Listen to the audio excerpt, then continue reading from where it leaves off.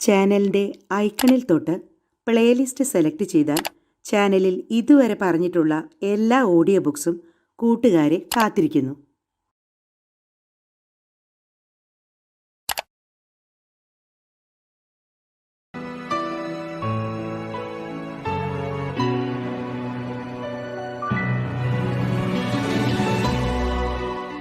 മികച്ച ആസ്വാദനത്തിനായി ഇയർഫോണുകൾ ഉപയോഗിക്കുക.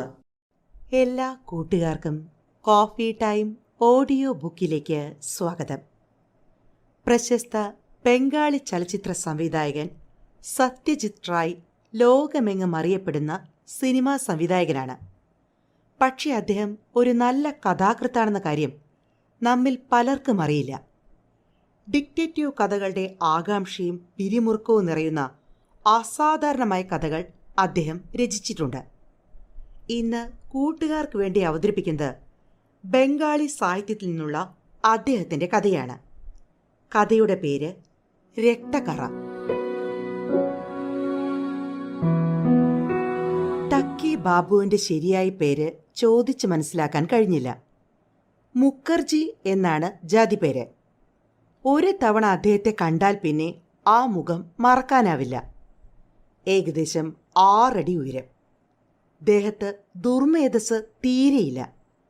പുറം വില്ല് പോലെ വളഞ്ഞ്, കൈകാലുകളിലും കഴുത്തിലും മുഖത്തും ഞരമ്പുകൾ എഴുന്നു നിൽക്കുന്നത് കാണാം.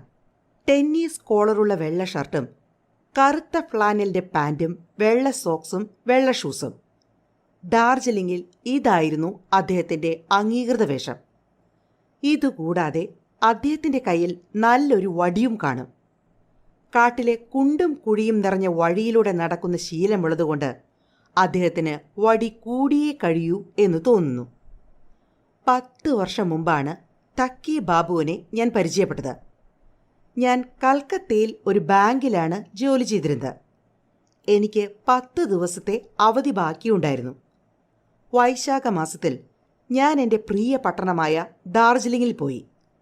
ആദ്യ ദിവസം തന്നെ ടക്കി ബാബുവിനെ കാണാൻ കഴിഞ്ഞു. എങ്ങനെ കണ്ടു എന്ന കാര്യമാണ് ഇനി ഞാൻ പറയാൻ പോകുന്നത്. ഞാൻ വൈകിട്ട് 4:30 മണിക്ക് ഹോട്ടലിൽ നിന്ന് ചായ കഴിച്ചിട്ട് പുറത്തേക്കിറങ്ങി. ഉച്ചയ്ക്ക് ചെറുതായി മഴ ചാറി. ഇനി എപ്പോഴാ മഴ പെയ്യുക എന്ന് പറയാൻ വയ്യ. അതുകൊണ്ട് മഴക്കോട്ടും ഇട്ടുകൊണ്ടാണ് ഞാൻ ഇറങ്ങിയത്. ഡാർജിലിംഗിലെ ഏറ്റവും മനോഹരമായ വഴി ജല പഹാഡ് റോഡിൽ ഞാൻ നടക്കുകയായിരുന്നു. പെട്ടെന്ന് ഏകദേശം 50 അടി അകലെ ഒരു വളവിൽ ഒരാൾ റോഡരികിൽ വടിയും പിടിച്ച് നിൽക്കുന്നത് ഞാൻ കണ്ടു. അദ്ദേഹം കുനിഞ്ഞ് താഴോട്ട് എന്തോ ശ്രദ്ധിച്ചു നോക്കുകയായിരുന്നു. അതൊരു അസാധാരണ ദൃശ്യമായി എനിക്ക് തോന്നിയില്ല. കാട്ടുപൂക്കളിലോ പുഴുക്കളിലോ പറവകളിലോ താല്പര്യമുള്ളവർക്ക് ഇങ്ങനെ വെറുതെ പുല്ലിലേക്ക് നോക്കി നിൽക്കാൻ കഴിയും. ഞാൻ ആ മനുഷ്യനെ ഒന്ന് നോക്കിയിട്ട് മുമ്പോട്ട് നടന്നു. അദ്ദേഹത്തിൻ്റെ അടുത്തെത്തിയപ്പോഴാണ് എനിക്ക് ഞാൻ ഉദ്ദേശിച്ച പോലെ അദ്ദേഹം വെറുതെ അവിടെ നിൽക്കുകയല്ല എന്ന് മനസ്സിലായത്. അദ്ദേഹത്തിൻ്റെ ഏകാഗ്രത കണ്ട് ഞാൻ അതിശയിച്ചു പോയി. ഞാൻ 5 അടി അകലെ നിന്ന് ആ മനുഷ്യൻ്റെ ഭാവങ്ങൾ ശ്രദ്ധിച്ചു നോക്കി. പക്ഷേ അദ്ദേഹം എന്നെ പൂർണ്ണമായും അവഗണിച്ചുകൊണ്ട് പഴയ പോലെ കുനിഞ്ഞ് പുല്ലിലേക്ക് നോക്കി നിൽക്കുകയാണ്. ബംഗാളിയല്ലേ, എനിക്ക് അദ്ദേഹത്തോട് ലോഹ്യം കാണിക്കാതെ പോകാൻ വയ്യ. എന്തെങ്കിലും സാധനം താഴെ വീണോ? മറുപടി യാതൊന്നും ഉണ്ടായില്ല. എന്താ, ഈ കക്ഷി പൊട്ടനാണോ? എൻ്റെ ആകാംക്ഷ വർദ്ധിച്ചു.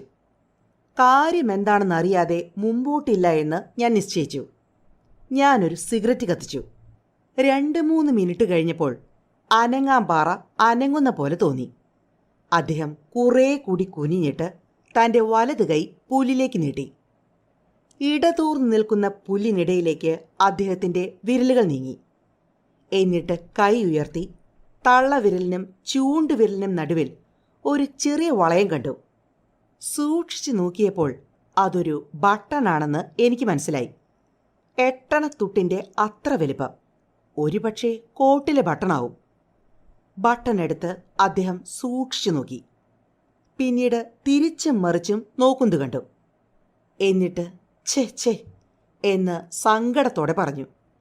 അത് ഷർട്ടിൻ്റെ പോക്കറ്റിലിട്ടിട്ട് എന്നെ തീരെ ഗൗനിക്കാതെ കക്ഷി അവിടെ നിന്ന് മുമ്പോട്ട് നീങ്ങി. സന്ധ്യയ്ക്ക് മടങ്ങുമ്പോൾ സ്റ്റോറിന് സമീപം ഫൗണ്ടൻ്റെ അടുത്ത് വെച്ച് ഡാർജിലിംഗിലെ പഴയ സുഹൃത്ത് ഡോക്ടർ ഭൗമിക്കിനെ കണ്ടുമുട്ടി. അദ്ദേഹം കോളേജ് വിദ്യാഭ്യാസ കാലത്ത് അച്ഛൻ്റെ സഹപാഠിയായിരുന്നു. എന്നോട് അതിയായ വാത്സല്യമുണ്ട്. എനിക്ക് അദ്ദേഹത്തോട് കുറെ മുമ്പ് കണ്ട കാര്യം പറയാതെ വയ്യ. ഭൗമിക് സാഹിബ് അത് കേട്ടിട്ട് പറഞ്ഞു, നിങ്ങൾ പറഞ്ഞത് കേട്ടിട്ട് ആകൃതിയും പ്രകൃതിയും വെച്ച് നോക്കിയാൽ അത് തക്കി ബാബു ആകാൻ സാധ്യതയുണ്ട്. തക്കി ബാബുവോ? ഹാ, അത് തന്നെ. ശരിയായ പേര് ഓർമ്മയില്ല. മുഖർജി എന്നാണ് രണ്ടാം പേര്. 5-6 വർഷമായി ഡാർജിലിംഗിലാണ് താമസം. ഗ്രിൻലെ ബാങ്കിന് സമീപം ഒരു വാടക വീട്ടിലാണ് താമസം. കട്ടക്കിലെ റവൻഷാ കോളേജിലെ ഫിസിക്സ് പ്രൊഫസറായിരുന്നു. ജർമ്മനിയിൽ നിന്നാണ് സർവകലാശാല ഡിഗ്രി നേടിയത്. വിദ്യാർത്ഥിയായിരിക്കുമ്പോൾ വളരെ ബ്രില്യൻ്റ് ആയിരുന്നു. ജോലി ഉപേക്ഷിച്ചിട്ട് ഇവിടെ വന്നതാണ്. കുറേ പിതൃസമ്പത്ത് ഉണ്ടാവും ഇവിടെ. നിങ്ങൾ തമ്മിൽ പരിചയമുണ്ടോ? ആദ്യം ഒരിക്കൽ എൻ്റെ അടുത്ത് വന്നിരുന്നു. റോഡിൽ വഴുതി വീണ് അദ്ദേഹത്തിൻ്റെ കാല് സെപ്റ്റിക്കായി ലക്ഷണമുണ്ടായിരുന്നു. ഞാനത് ചികിത്സിച്ച് സുഖപ്പെടുത്തി. പക്ഷേ ഈ തക്കി ബാബു എന്ന പേര്? ഭൗമിക് സാഹിബ് ഒന്ന് പൊട്ടിച്ചിരിച്ചു. അദ്ദേഹത്തിൻ്റെ ഒരു പ്രത്യേക ശീലം കൊണ്ട് കിട്ടിയ പേരാണ്. ഈ പേരിട്ടത് ആരാണെന്ന് എനിക്കറിയില്ല. എന്താണ് ആ ശീലം?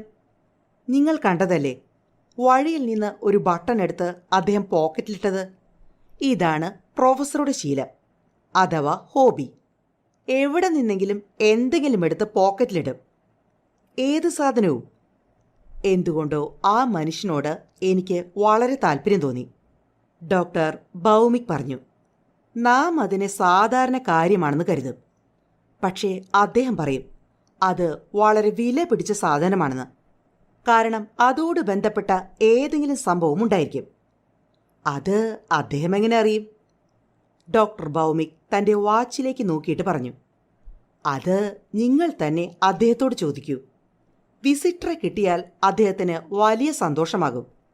അദ്ദേഹത്തിൻ്റെ കൈവശം കഥകളുടെ ഒരു ഖജനാവ് തന്നെയുണ്ട്. അദ്ദേഹം ശേഖരിച്ചു വെച്ചിട്ടുള്ള എല്ലാ വസ്തുക്കളുടെയും പിന്നിൽ ഓരോ കഥയുണ്ടാകും. എല്ലാം വന്യവും മണ്ടത്തരവുമായിരിക്കും. പക്ഷേ അദ്ദേഹത്തിനത് പറഞ്ഞു കേൾപ്പിക്കാൻ വലിയ രസമാണ്. നിങ്ങളെ കേൾപ്പിക്കാൻ അദ്ദേഹത്തിന് താല്പര്യമുണ്ടാകുമോ എന്ന് എനിക്ക് പറയാൻ കഴിയില്ല. പിറ്റേ ദിവസം പ്രഭാത ഭക്ഷണം കഴിച്ച് ഞാൻ പുറത്തേക്കിറങ്ങി. ഫ്രിൻലെ ബാങ്കിനടുത്ത് തക്കി ബാബുവിൻ്റെ വീട് കണ്ടുപിടിക്കാൻ ഒരു വിഷമവും ഉണ്ടായില്ല. കാരണം എല്ലാവർക്കും അദ്ദേഹത്തെ നന്നായി അറിയാം. 17 നമ്പർ വീടിൻ്റെ വാതിൽക്കൽ മുട്ടിയപ്പോൾ തന്നെ അദ്ദേഹം പുറത്തേക്ക് വന്നു. എന്നെ കണ്ടയുടൻ തിരിച്ചറിഞ്ഞു എന്നത് മറ്റൊരു അതിശയം. ഇന്നലെ നിങ്ങൾ എന്നോട് എന്തോ ചോദിച്ചുവല്ലേ? പക്ഷേ അപ്പോൾ എനിക്കതിന് മറുപടി പറയാൻ കഴിഞ്ഞില്ല. എൻ്റെ കോൺസെൻട്രേഷൻ പോയാൽ പിന്നെ എനിക്ക് വലിയ പ്രയാസമാകും. വരൂ വരൂ, അകത്തേക്ക് വരൂ. മുറിയിൽ കടന്നയുടൻ ഞാൻ ആദ്യം ശ്രദ്ധിച്ചത് ഒരലമാരിയായിരുന്നു. ഇടതുവശത്തെ ഭിത്തി പകുതിയോളം മറച്ച് കണ്ണാടി ചില്ലുകൊണ്ടുള്ള അലമാരിയിലെ ഓരോ തട്ടിലും സാധനങ്ങൾ അട്ടിയായി വെച്ചിരിക്കുന്നു. വെറും സാധാരണ വസ്തുക്കൾ. പക്ഷേ അവ തമ്മിൽ പരസ്പര ബന്ധമുള്ളവയല്ല. ഞാൻ വെറുതെ നോക്കിയതേയുള്ളൂ. എൻ്റെ കണ്ണുകൾ ഒരു ഷെൽഫിൽ തറച്ചു.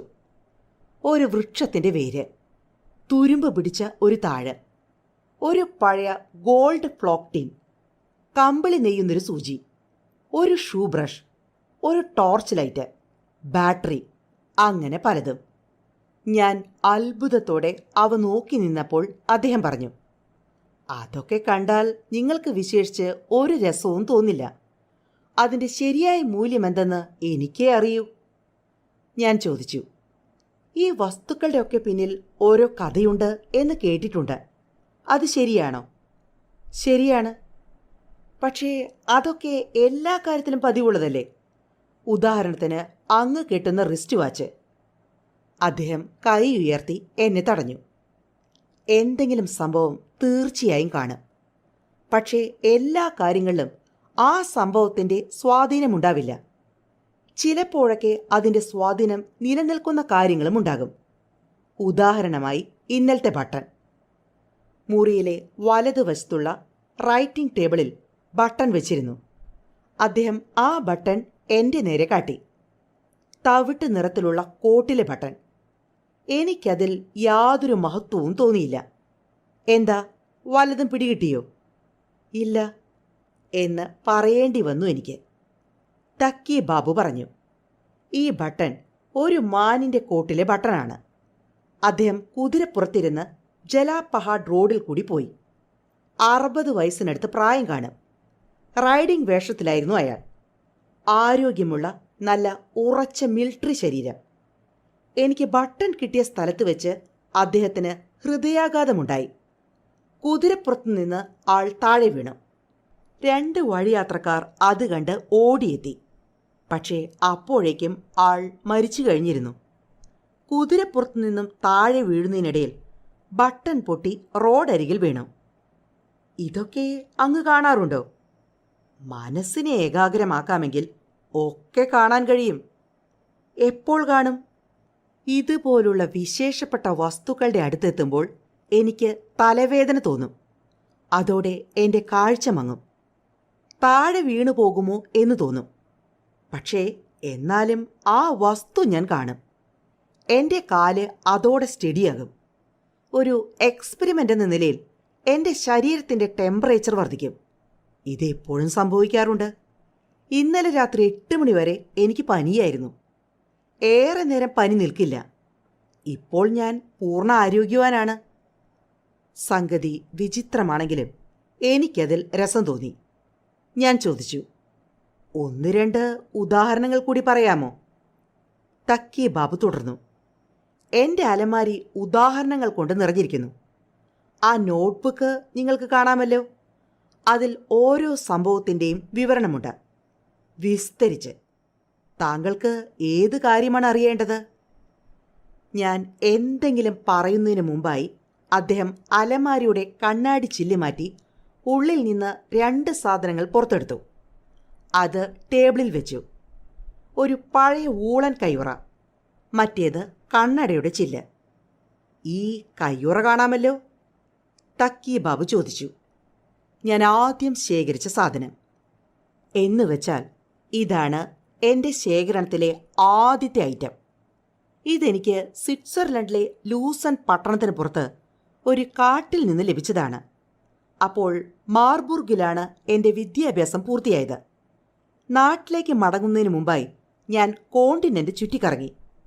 മിക്കവാറും യാത്ര തിരിക്കുന്നത് ലൂസണിൽ നിന്നാവും. രാവിലെ വിജനമായ വനത്തിൽ കൂടി സഞ്ചരിക്കും. ഒന്ന് മയങ്ങാനായി ഞാനൊരു ബെഞ്ചിലിരുന്നു. ഒരു മരത്തിന് താഴെ കയ്യുറയുടെ അറ്റം കണ്ടു. അതോടെ എനിക്ക് തലവേദന തോന്നി. കാഴ്ച മങ്ങി. പിന്നെ കൺമുമ്പിൽ ദൃശ്യം തെളിഞ്ഞു വന്നു. ഒരു സുന്ദരൻ വായിൽ നീണ്ടു വളഞ്ഞ പൈപ്പ് കണ്ടു.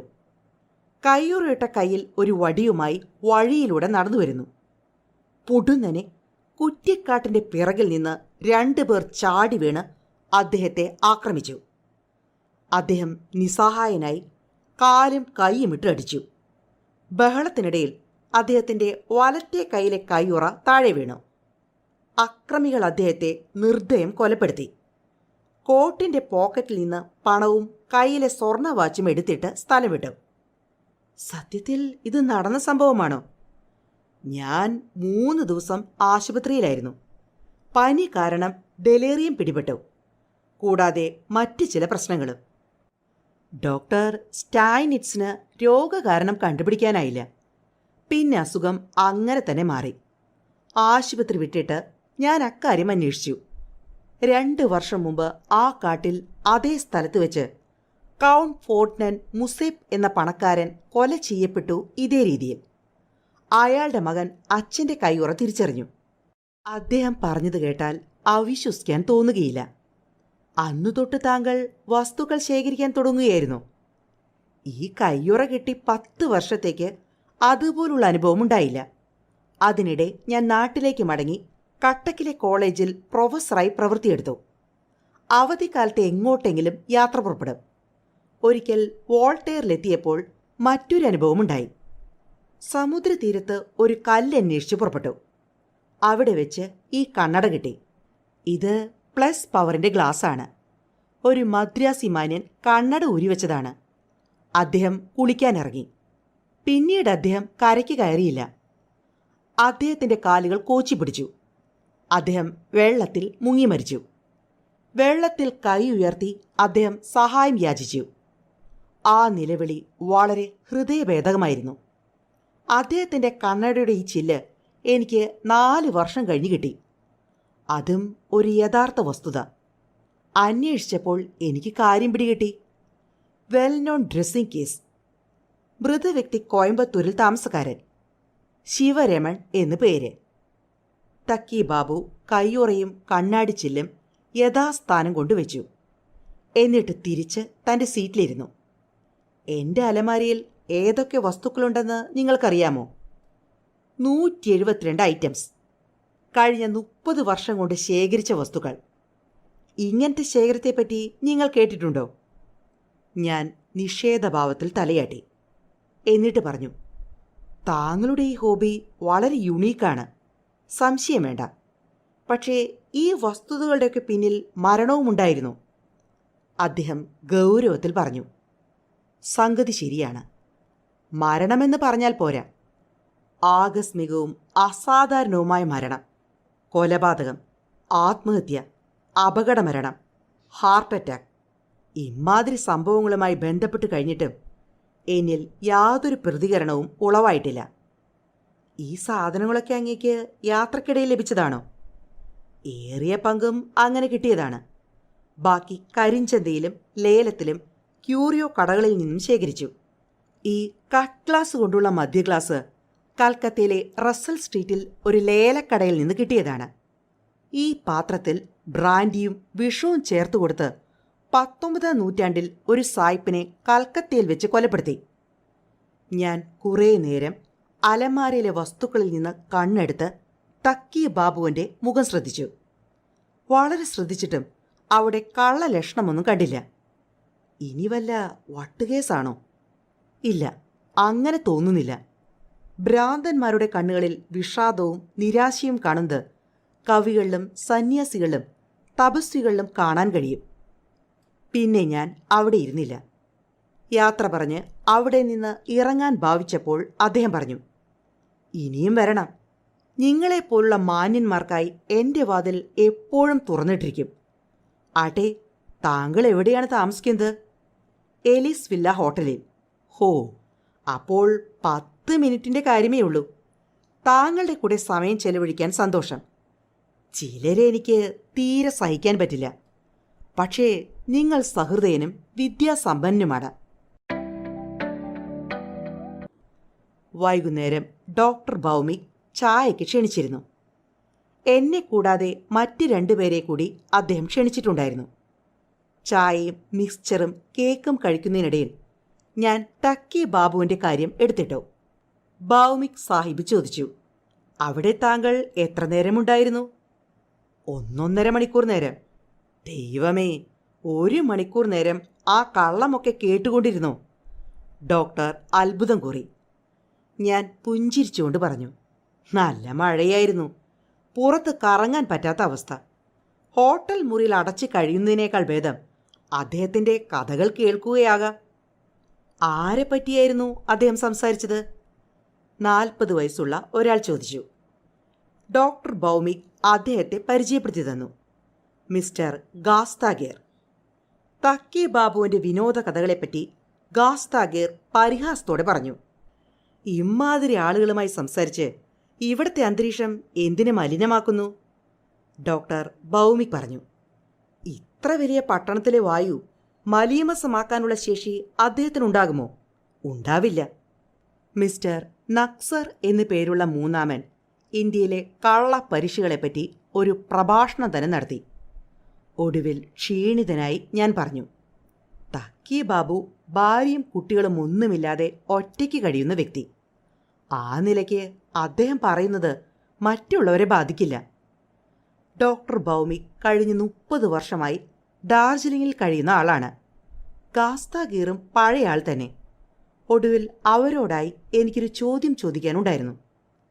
ജലാപഹാട്ട് റോഡിൽ ഒരു സായിപ്പ് കുതിരപ്പുറത്ത് ഹാർട്ട് അറ്റാക്കായി മരിച്ച കഥ നിങ്ങൾ എവിടെയെങ്കിലും കേട്ടിട്ടുണ്ടോ? നിങ്ങൾ മേജർ ബ്രാഡ്ലയുടെ കാര്യമാണോ പറയുന്നത്? അത് 8-10 വർഷം മുമ്പുണ്ടായ കാര്യമാണ്. സ്ട്രോക്ക് വന്നതായിരുന്നു. ജലാപഹാഡ് റോഡിൽ വെച്ചായിരിക്കും. ഹോസ്പിറ്റലിൽ കൊണ്ടുവന്നു. പക്ഷേ അതിനു മുമ്പ് തന്നെ അദ്ദേഹം മരിച്ചിരുന്നു. പക്ഷേ നിങ്ങളിക്കാര്യം ചോദിക്കുന്നതെന്താ? ഞാൻ തക്കി ബാബുവിൻ്റെ ബട്ടണിൻ്റെ കാര്യം പറഞ്ഞു. മിസ്റ്റർ ഗാസ്താഗീറിന് ദേഷ്യം വന്നു. ഇതൊക്കെ പറഞ്ഞ് അയാൾ അലൗകിക ശക്തി അവകാശപ്പെടുകയാണ്. ആൾ നമ്പർ 1 ചെകുത്താൻ തന്നെ. ഇത്ര കാലമായി ഡാർജിലിംഗിൽ കഴിയുന്നു. കുതിരപ്പുറത്തുനിന്ന് വീണ് സായിപ്പ് സിദ്ധി കൂടിയ വിവരം കക്ഷി കേട്ടിരിക്കും.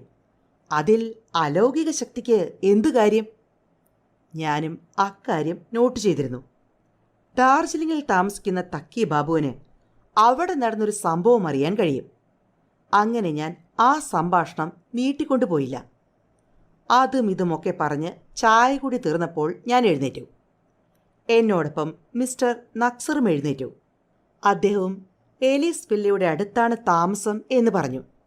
എൻ്റെ കൂടെ നടക്കാമെന്ന് പറഞ്ഞു. ഞങ്ങൾ ഡോക്ടർ ഭൗമിക്കിനോട് യാത്ര പറഞ്ഞിട്ട് പുറത്തു കടന്നു. സന്ധ്യയാകുന്നതേ ഉള്ളൂ. ഡാർജിലിംഗിൽ വന്നിട്ട് ഞാൻ ആദ്യമായാണ് ഈ സന്ധ്യാരാഗം കാണുന്നത്.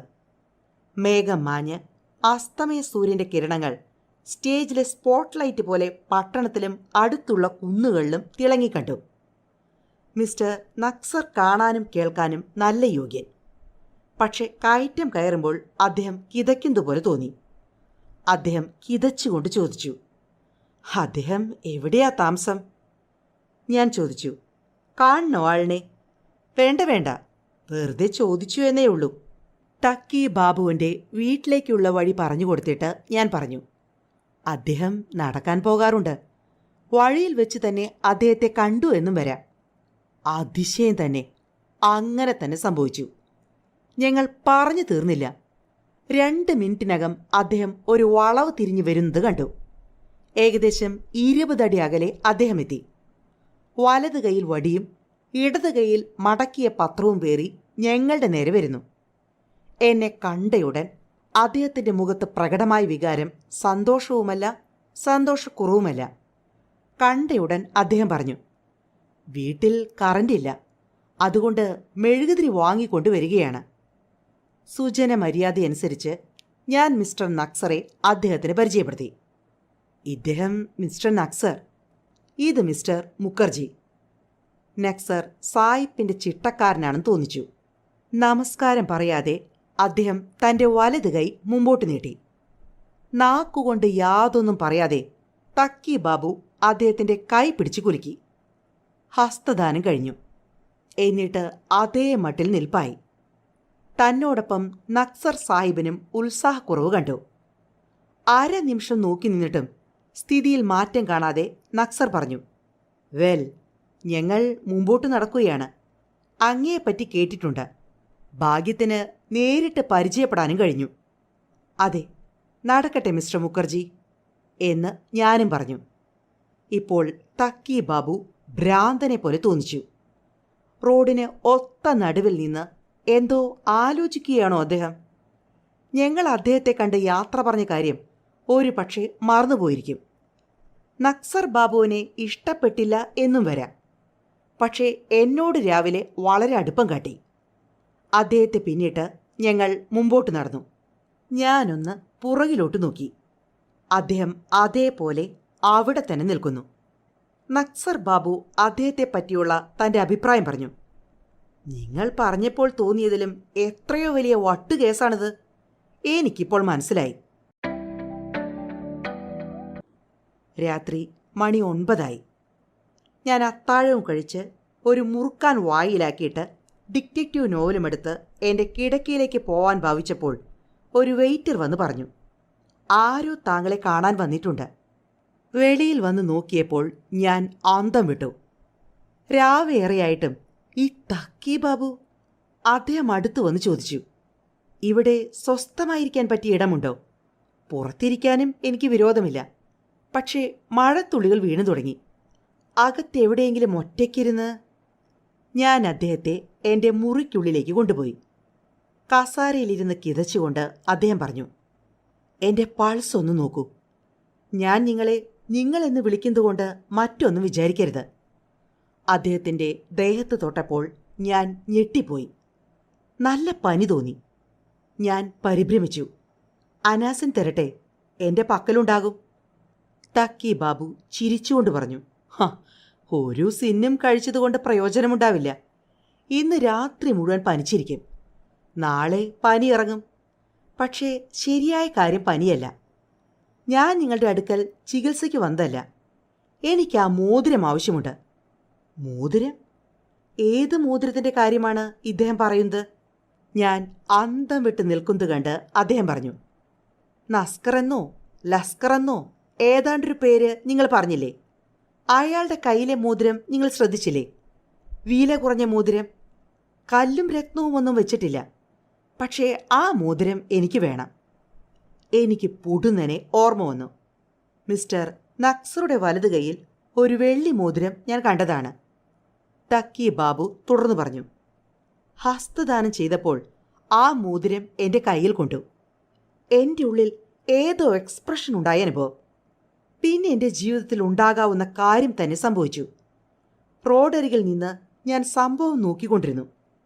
അപ്പോഴാണ് മുന്നിൽ നിന്ന് ഒരു ജീപ്പ് പാഞ്ഞെത്തിയത്. അതിലൊക്കെ നശിച്ചു. എന്ന് പറഞ്ഞാൽ സംഭവം ശരിക്ക് കാണാൻ അങ്ങേക്ക് കഴിഞ്ഞില്ല അല്ലേ? കണ്ടത് തന്നെ ധാരാളം. കൊലപാതകമാണ് വിഷയം.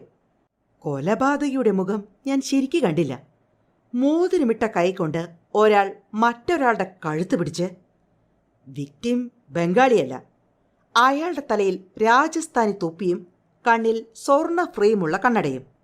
കണ്ണ് തുറിച്ച് നിലവിളിക്കാൻ വായ് പൊളിക്കാൻ ശ്രമിച്ചു. താഴത്തെ മോണയിലെ ഒരു പല്ല് സ്വർണം കെട്ടിയതാണ്. ഇത്രയുമേ അറിയൂ. എന്തിന്? ആ മോതിരം എനിക്ക് വേണം.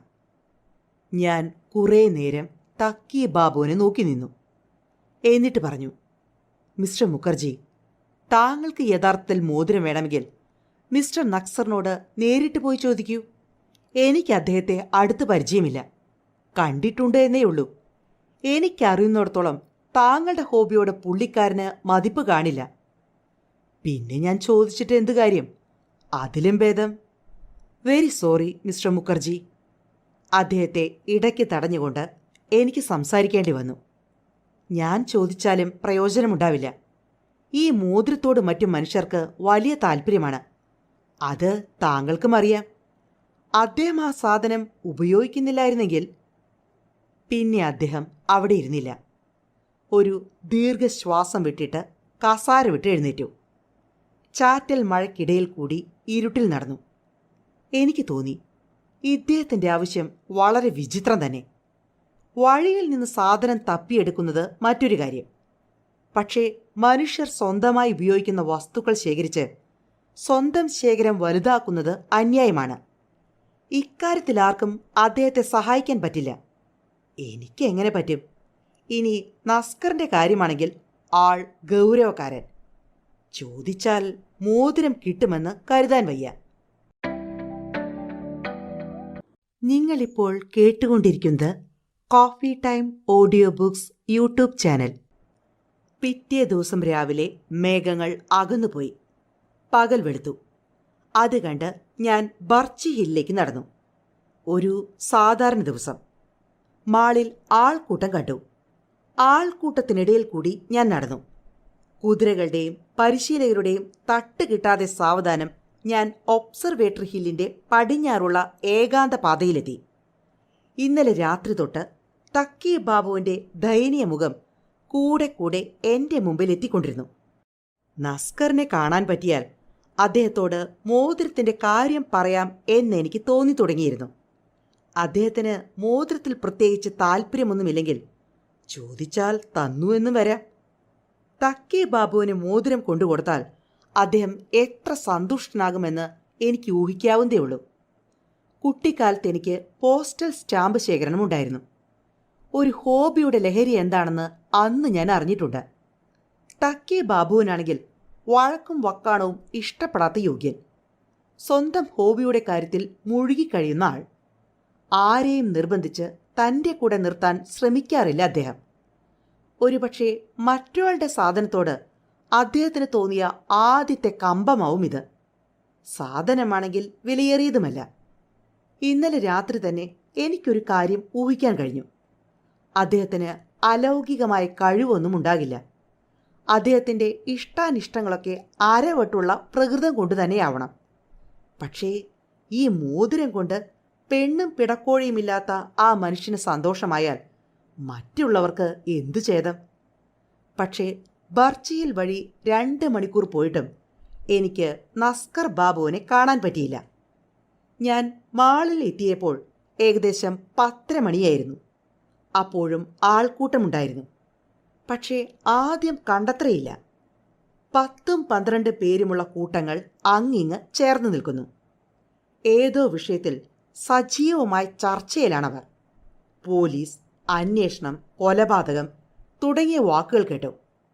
ഒരു പ്രായമായ ബംഗാളി ബാബുവിനെ കണ്ടപ്പോൾ ഞാൻ ചോദിച്ചു, എന്താ സാർ സംഭവം? വലുതും പറ്റിയോ?